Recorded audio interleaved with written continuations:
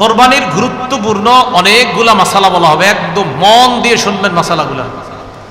প্রথম কথা, সামর্থ্য হওয়ার পরে যদি কেউ কোরবানি না করেন, মুসনাদে আহমদের একটা বর্ণনা আছে, 16 নম্বর খণ্ড 120 নম্বর পৃষ্ঠা। রাসূলুল্লাহ সাল্লাল্লাহু আলাইহি সাল্লাম বলেন, মান ওয়াজাদা সাআ, কারো যদি সামর্থ্য থাকে, থাকার পরেও আলাম ইউদাহি, সে কোরবানি দেয় না, সামর্থ্য আছে কোরবানি দেয় না, ফালা ইয়াকরাবান্না মুসাল্লানা, সে যেন আমাদের ঈদগাহে না আসে। রাসূলুল্লাহ সাল্লাল্লাহু আলাইহি সাল্লাম বলেন, সামর্থ্য থাকার পর যদি কেউ কোরবানি না দেয়, সে যেন আমাদের ঈদগাহে না আসে। এখন কোরবানি কার উপর ওয়াজিব, খুব মন দিয়ে শুনবো আমরা। প্রাপ্তবয়স্ক সুস্থ মস্তিষ্ক সম্পন্ন ব্যক্তি, প্রাপ্তবয়স্ক সুস্থ মস্তিষ্ক সম্পন্ন ব্যক্তি, সে যদি নেশাব পরিমাণ মালের মালিক হয়, তার উপর কোরবানি দেওয়া ওয়াজিব। আবার বলছি, সুস্থ মস্তিষ্ক সম্পন্ন নেশাব পরিমাণ মালের মালিক যদি 10, 11, 12 তারিখ এই 3 দিনের কোনো একদিন হয়, 10, 11, 12, আবার বলছি 10ই জিলহজ, 11ই জিলহজ, 12ই জিলহজ সূর্যাস্তের আগে, 12ই জিলহজ সূর্যাস্তের আগে যদি কেউ যাকাত দিতে হয়, যেই নেশাব হইলে ওই নেশাবের মালিক যদি কেউ এই 3 দিন হয়, যাকাত দেয় কয় বছর পুরো হইলে? 1 বছর। এটা 1 বছর না, মাত্র কয় দিন? 3 দিন। হ্যাঁ, 3 দিন, 10, 11, 12 জিলহজ, এই 3 দিন যদি সুস্থ মস্তিষ্ক সম্পন্ন বালেগা নারী পুরুষ, তাদের কাছে যদি নেশাব পরিমাণ সম্পদ থাকে, তাদের উপর কোরবানি দেওয়া ওয়াজিব। মনে থাকবে তো? আল্লাহ আমল করার তৌফিক দান করেন। এক্ষেত্রে একটা কথা মনে রাখবো, কোরবানির ক্ষেত্রে প্রয়োজনের অতিরিক্ত সম্পদের মধ্যে জমিনও গণ্য করবেন। যেই জমিনের ফসলটা আপনার প্রয়োজনের অতিরিক্ত, মানে এটা আপনার প্রয়োজন না, এটা আপনার না হইলেও চলে, এই জমিনের ফসল না হইলেও চলবে, এটাও কোরবানির নেশাবে ধরবেন। কি বললাম? জমিনের ক্ষেত্রে প্রয়োজনের অতিরিক্ত যে জমিনগুলো আছে, কোরবানি, শুধু কোরবানির নেশাবের ক্ষেত্রে এটাকে আমরা গণ্য করব। আল্লাহ বুঝার তৌফিক দান করেন। অনেকেই আছে কিন্তু আপনার নেশাবের মাল আছে, হয় এই 3 দিনে হয়ে যায় অনেকের, মাশাআল্লাহ। তো যাই হোক, আপনারা তো জানেন কাদের হবে কাদের হবে না, এই জন্য চেষ্টা করা, অন্তত একটা খাসি বকরি দিয়ে দিলেই তো হয়। এরপরের মাসালাটা আমরা মন দিয়ে শুনবো। নেশাব স্বর্ণের ক্ষেত্রে 52.5 তোলা স্বর্ণ, স্বর্ণের ক্ষেত্রে 7.5 ভরি স্বর্ণ, রূপার ক্ষেত্রে 52.5 তোলা রূপা, 7.5 ভরি স্বর্ণ অথবা 52.5 ভরি রূপা, 7.5 ভরি স্বর্ণ, আর রূপার ক্ষেত্রে 52.5 ভরি বা তোলা, যেটা বলেন, ভরি বললেও হবে, রূপা। এখন কথা হলো, কারো কাছে কিছু স্বর্ণ আছে, কিছু রূপা আছে। কি আছে বলেন তো? কিছু স্বর্ণ, কিছু রূপা, কিছু টাকা পয়সা আছে। এই সবগুলা মিলাইলে যদি 52.5 তোলা রূপার সমপরিমাণ হয়, কারো কাছে কিছু টাকা আছে, কিছু স্বর্ণ আছে, কিছু রূপা আছে, সবগুলা মিলাইলে তার কাছে 52.5 তোলা রূপার সমপরিমাণ অর্থ আছে, তার উপরও কোরবানি ওয়াজিব। বুঝছেননি? কারো কাছে কিছু স্বর্ণ, কিছু রূপা, কিছু টাকা পয়সা, এই সবগুলা মিলাইলে যদি 52.5 তোলা রূপার সমপরিমাণ টাকা হয়, এক্ষেত্রে স্বর্ণ বলবো না, 52.5 তোলা রূপার সমপরিমাণ যদি অর্থ হয়, তার উপরও কোরবানি ওয়াজিব। আল্লাহ আমল করার তৌফিক দান করেন।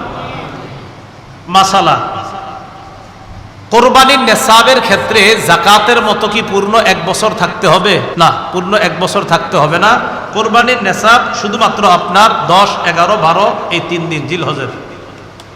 আর জিলহজের 12 তারিখ কি পর্যন্ত জানি? হ্যাঁ, সূর্যাস্ত পর্যন্ত, এই 3 দিন। এবার আসেন নাবালেগের কোরবানি। নাবালেগের পক্ষ থেকে কোরবানি দেওয়া যাবে কিনা? নাবালেগ যদি নেশাব পরিমাণ মালের মালিক হয়, নাবালেগ যদি নেশাব পরিমাণ মালের মালিক হয়, শিশু কিশোর অথবা সুস্থ মস্তিষ্ক সম্পন্ন ব্যক্তি না, এমন ব্যক্তির টাকা পয়সা আছে। একটা ব্যক্তির মাথা ঠিক নেই, 3 তলা 4 তলা বাড়ি আছে, কথার কথা, এর নামে আছে, হয়তো অন্যরা তাকে দেখাশোনা করে, তাহলে শিশু কিশোর তাদের টাকা আছে কোরবানি দেওয়ার মতো, নেশাব পরিমাণ মালের মালিক তারা। আরেকজন যার সুস্থ মস্তিষ্ক নাই কিন্তু টাকা আছে, নেশাব পরিমাণের মাল, এই সম্পদ আছে যেটা দিয়ে কোরবানি দেওয়া যায়, তাদের উপর কোরবানি ওয়াজিব না। বলেন, তাদের উপর কোরবানি? তাহলে বলেন তো, কোনো শিশুর নেশাব পরিমাণ মাল আছে, কোরবানি ওয়াজিব না। কোন অসুস্থ, যার মস্তিষ্কটা সুস্থ না, তারও নেশাব পরিমাণ মাল আছে, কোরবানি ওয়াজিব। কারণ কোত্থেকে বের হয়েছে? বর্তমান হিসাব অনুযায়ী প্রায় 78 কিলোমিটারের কাছাকাছি। 78 কিলোমিটার, কিলো, যেটা আপনাদের এই রাস্তাঘাটে এখন লাগায় রাখে কিলো। তাহলে 48 মাইল, বলেন 48 মাইল, আর কিলো হইলে প্রায় 78 কিলোর কাছাকাছি। যদিও 72 কিলো অনেকে বলে, কিন্তু আসল সম্ভবত আপনার সঠিক মাসালাটা হবে 78 কিলোর কাছাকাছি হওয়া। এরপর ওলামায়ে কেরাম আছেন, তাহকিক করার তো অবশ্যই সুযোগও থাকে। তো যাই হোক 48 মাইল তো মনে থাকবে, 48 মাইল, এটা ঠিক আছে। তো কেউ 48 মাইল দূরত্বে যাওয়ার নিয়ত করে গন্তব্য থেকে বের হয়েছে, আর কিলো অনুযায়ী বললাম কত, প্রায় 78 কিলোমিটার। এই পরিমাণ যাওয়ার নিয়তে বের হয়েছে, তার উপর কোরবানি ওয়াজিব না, তার উপর কোরবানি ওয়াজিব না, না তার উপর কোরবানি ওয়াজিব না। এরকম মুসাফিরের উপর কোরবানি ওয়াজিব না। নাবালেগের পক্ষ থেকে যদি বাপ কোরবানি দিয়ে দেয়, কোনো বাবা টাকা আছে, সে তার নাবালেগ সন্তানের পক্ষ থেকে যদি কোরবানি দেয়, হয়ে যাবে, সওয়াব হবে, আদায় হবে। কোনো বাবা তার নাবালেগ সন্তানের পক্ষ থেকে কোরবানি দিলে কোরবানি হয়ে যাবে। বলেন এটা মুস্তাহাব, বলেন হুকুমটা কি? এই আমলটা যে করবে বাবা শিশুর পক্ষ থেকে, এটার নাম ওয়াজিব হবে না মুস্তাহাব? হ্যাঁ মুস্তাহাব। কোনো নাবালেগের পক্ষ থেকে তার বাবা যদি কোরবানি দিয়ে দেয়, বলেন তো আপনারা এটার হুকুমটা কি হবে? মুস্তাহাব। মাশাআল্লাহ। দরিদ্র ব্যক্তির কোরবানির হুকুম, এটা একটু মন দিয়ে শুনেন।